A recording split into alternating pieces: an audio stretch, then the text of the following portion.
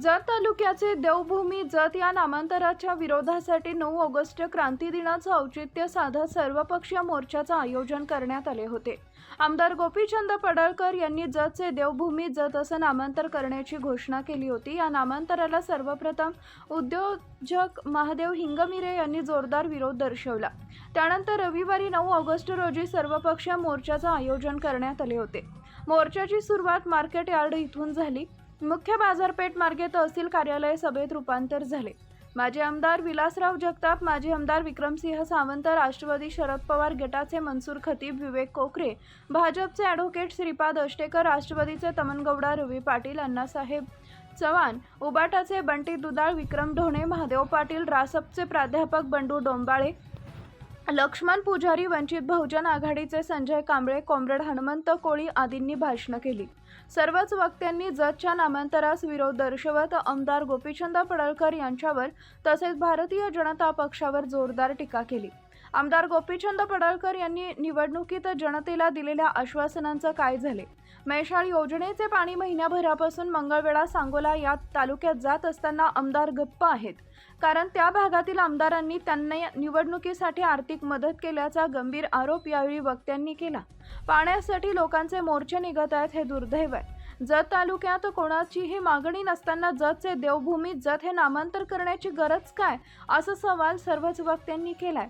यावेळी माजी सभापती नाना शिंदे, राष्ट्रवादीचे रमेश पाटील, पंचायत समिती सदस्य प्रमोद सावंत, रवींद्र सावंत, मारुती पवार, युवराज निकम, संजय चव्हाण, निलेश बामणे, मुन्ना पकाली, सलीम पाटछापुरे, विविध गावचे पदाधिकारी उपस्थित होते। म्हणजे तुमचं आधार कार्ड असेल, पॅन कार्ड असेल, म्हणजे जे गव्हर्नमेंटला जे लागणारे कागदपत्र आहेत ते सगळे आपल्याला परत दुरुस्त करायला लागणार आहे। आता हे नाव बदलायचं म्हटलं की शासनाला सुद्धा खर्च आहे, म्हणजे पेंटिंग आलं, इतर कागदपत्री दप्तरी सगळं आहे। म्हणजे ह्या गोष्टी आपण जतकरांनी लक्षात घेतल्या पाहिजेत। आणि जतचं नाव कुठं तर बदलायचं आणि लोकांना कामधंदे म्हणजे त्यावरचं दुर्लक्ष करायचं। आज जत तालुक्यामध्ये 8 गावांना टँकर चालवून 66 वाढीव असताना हे आता कालच्याच पुण्यनगरी पेपरला मी स्वतः बघितलं। आणि आमदार साहेब पाण्याच्या मोठमोठ्या गोष्टी वापरतात। आदरणीय आमचे एकनाथ शिंदे साहेबांनी जतच्या पाण्यासाठी 2100 कोटी रुपये दिले। आज जत नगरपालिकेची इमारत आहे ते आमच्या एकनाथ शिंदे साहेबांनी दिलं। परिवहन इथलं जे MH59 आहे ते आमच्या परिवहन मंत्र्यांनी दिलं। रोजगार हमीचे दिलं। आता परवाच रोजगार हमीमध्ये बघितलं एका विहिरीला 80,000 रुपये दर चालू आहे। मी स्वतः याचं स्टिंग ऑपरेशन केलं। म्हणजे आज हे जत मध्ये काय चाललंय आणि काय प्रत्येक वेळी प्रत्युत्तर, हे स्टंटबाजी करणारा माणूस आहे। त्या स्टंटबाजीला कुठं तर जनता वैतागलेली आहे। आता इथं सर्व्हेमध्ये पण रिपोर्ट आलेले साहेब, तर गोपीचंद पडळकर जवळजवळ 70,000 मतांना मागे आहे। म्हणजे आता आपल्याला आणि जतची लोक अगोदर बोलत नव्हती आणि बाकीची लोकांना म्हणजे हा काय तर समजतोय, म्हणजे लोकांना वेड्यात काढायचं, काय तर वेडं वाकडं हे करायचं, दादागिरी करायची, कार्यकर्त्यांची दादागिरी करायची, अधिकाऱ्यांना त्रास द्यायचा, हे कुठं तर आता बंद झालं पाहिजे।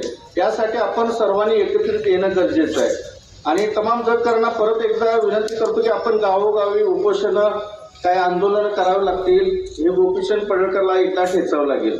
थांबतो। जय हिंद, जय महाराष्ट्र। पण आज या स्वातंत्र्यानंतर जतच्या जनतेवर या ठिकाणी जतचं नाव बदलून येऊ इच्छिणाऱ्या या आमदारांचा विरोधात या 9 ऑगस्टच्या निमित्तानं, क्रांती दिनाच्या निमित्तानं आज आपल्याला या ठिकाणी एक परत जत तालुक्यात क्रांती करावी लागते। ही खऱ्या अर्थानं ही शोकांतिका। बऱ्याच वक्त्यांनी आतापर्यंत इथं सगळं मांडलेलं आहे, मी जास्त काय बोलणार नाही। मी मनापासून अष्टेकर साहेब गेलो, अष्टेकर साहेबांना मनापासून धन्यवाद दिले, कारण त्यांनी जे आज जत तालुक्यात चुकीचं होतंय ते चुकीचं म्हणण्याची ताकद ज्या भाजपच्या पदाधिकारी आहेत ते आज या निमित्तानं त्यांनी या माध्यमातून आपली शोकांतिका व्यक्त केलेली आहे। आज जत तालुका हा कायमस्वरूपी दुष्काळी तालुका म्हणून ओळखला जातो। त्याच्यावर बंटीने आमच्या सविस्तर केलेला आहे. त्याचबरोबर डोंबळे सरांनी सविस्तर बोललेलं आहे. पण या जत मधल्या लोकांना नेमकं काय पाहिजे? त्या जत मधल्या जत तालुक्यातील सर्वसामान्य लोकांनी तुमच्यावर विश्वास ठेवून आज तुम्हाला या तालुक्याचं आमदार केलं होतं. पण खऱ्या अर्थानं आज जवळजवळ 2 वर्ष पूर्ण होत आले. तुम्ही दिलेली जी आश्वासन आहे ती खऱ्या अर्थानं तुम्ही पूर्ण करू शकला का? या निमित्तानं आज जे तुमचं अपयश ते लपवण्याचं काम या निमित्तानं जसं डोंबाळे सरांनी म्हटलं किंवा आष्टेकर साहेबांनी म्हटलं की आज या जत तालुक्यातल्या जनतेला ते नामकरण पाहिजे का?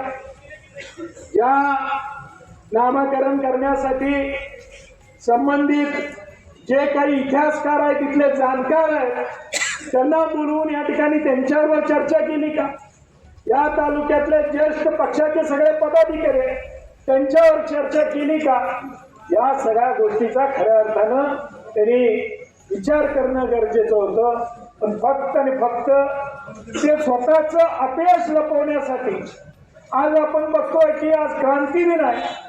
एकीकडं 9 ऑगस्ट 1942 ला स्वातंत्र्य मिळावं म्हणून महात्मा गांधीजींनी आज या